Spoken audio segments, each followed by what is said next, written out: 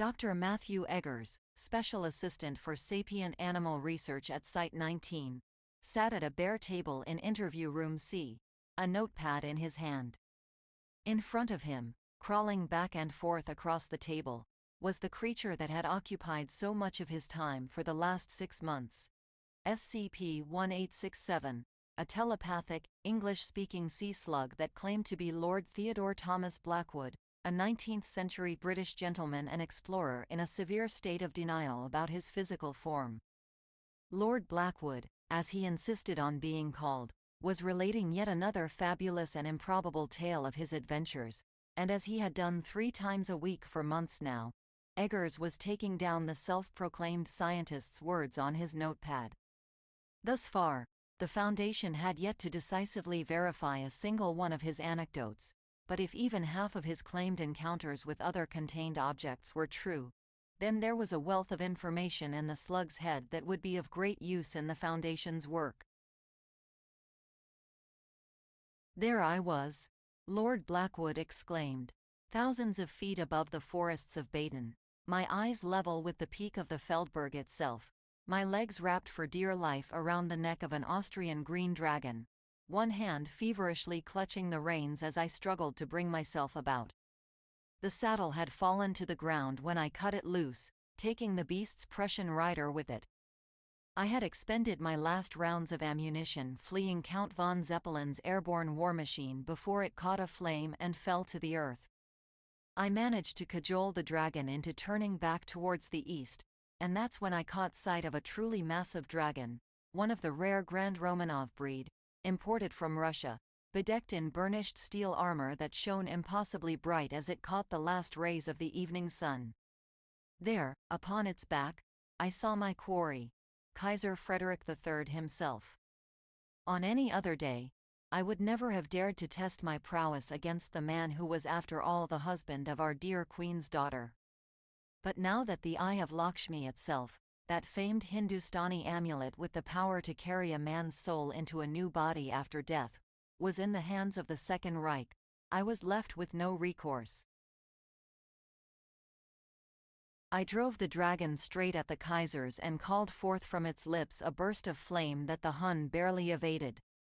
As I turned about to make another pass, I saw him blow into a massive hunting horn that echoed across the mountains and valleys of the Schwarzwald, and to my horror, another half-dozen dragons rose out of the opaque canopies below, fresh and ready for the fight.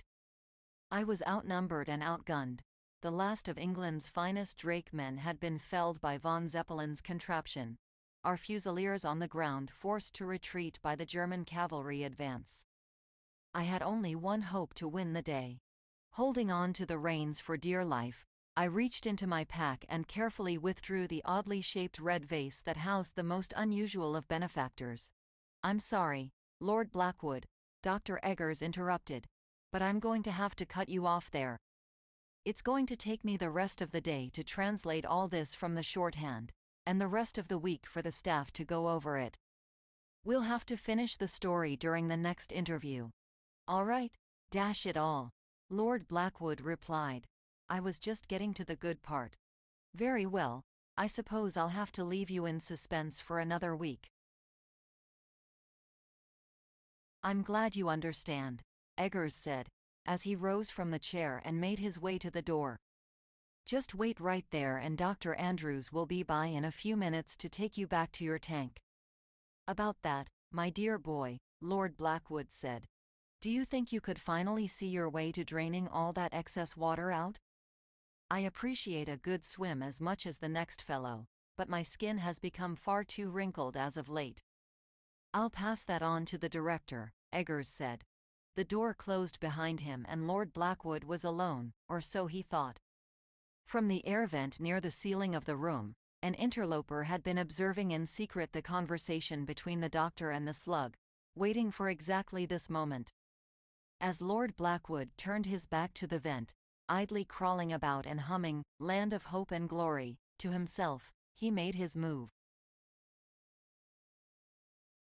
Slowly and silently, he exited the vent and made his way down the floor and to the table.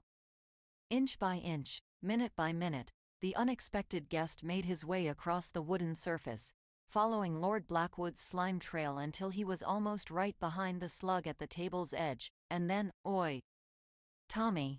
Lord Blackwood had moved on to singing bits and pieces of The Pirates of Penance, when the silence was broken by a loud cry in a vulgar London patois. The nudibranch half instinctively attempted to reach for his hip, before recalling that he was not carrying a gun, and instead turned himself around as fast as one in his condition could do so, and found himself face to face with the last thing he had expected so rude a call to emanate from: a common snail, its pulsating eye stalks fixated directly on him. In all his years of adventuring, Lord Blackwood had never encountered so bizarre a thing as a talking snail. Nonetheless, he took a deep breath and gave the creature a stern glare of his own as he replied, "Who the devil are you and how do you know my name?" "Oh, come on, Tommy," the snail replied in a dialect that made Lord Blackwood cringe. "Surely you aren't forgotten the face of your dear old friend, Georgie, have ya?" "George Philip Harris IV, Lord Blackwood sneered. "I should have recognized that guttural nonsense. You have the audacity to call English right away. What are you doing here? Need to borrow money? On the run from the Swiss Guard? Perhaps you've concocted another ridiculous scheme to defraud the Americans out of the territories?" "You and I got some unfinished business to settle, Tommy," Harris said. "You killed me back in '55. You think a man just forgets a thing like that?" Lord Blackwood rolled his eyes. "Not this rot again. I thought we settled this after that business in Patagonia. And yet, 'ere we are," Harris said. "'Ow many times ever I gotten myself turned inside out because you were too busy egging the glory to save your old pal from Godolphin, oh use? I'll tell you the same thing I told you then. You brought all of that upon yourself when you decided to try and smuggle the crown of Satek up the Nile. You're a pint-o' bitter if I ever seen one." Harris spat on the ground. "And where were you when Alf the mummies west of the Nile were after me? Halfway back to London to kiss the Queen's knickers?"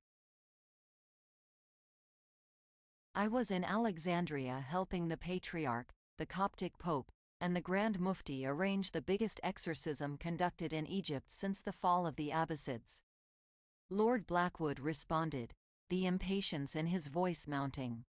"Were it not for what we pulled off, Africa itself would have been lost to the British Empire because of your foolish attempt at larceny." "We've played this game before, Tommy," Harris said. "Every time I let you tag along on one of my grand expeditions, you wander off and get me killed, and the next time you come round asking for me help to line your pockets with foreign gold, you've always got some cock and bull story about, 'Ow it's not your fault. You shouldn't ever let the Sumerian god man out of his casket. You shouldn't ever tried to kill the golem of Prague with a derringer. You shouldn't ever seduced the Gypsy King's sister.' I've added up to air."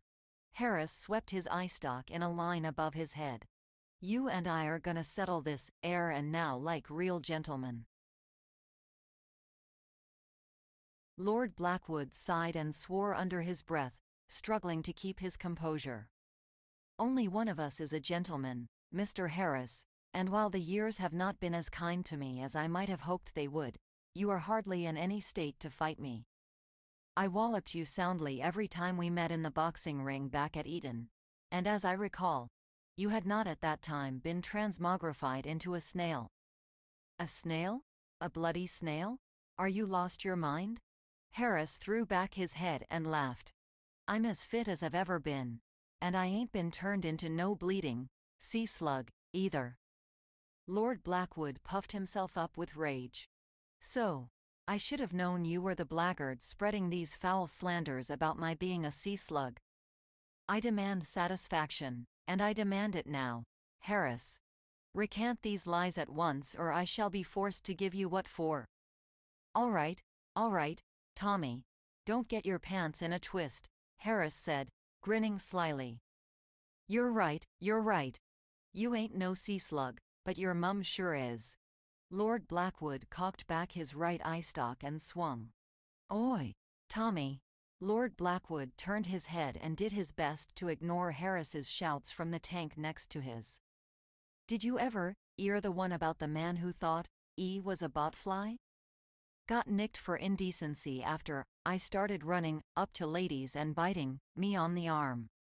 Said I was just looking for someplace to lay his eggs. By Jove, Lord Blackwood thought to himself, what I wouldn't give for an elephant gun right now. This content is Creative Commons. Relevant attribution can be found in the description.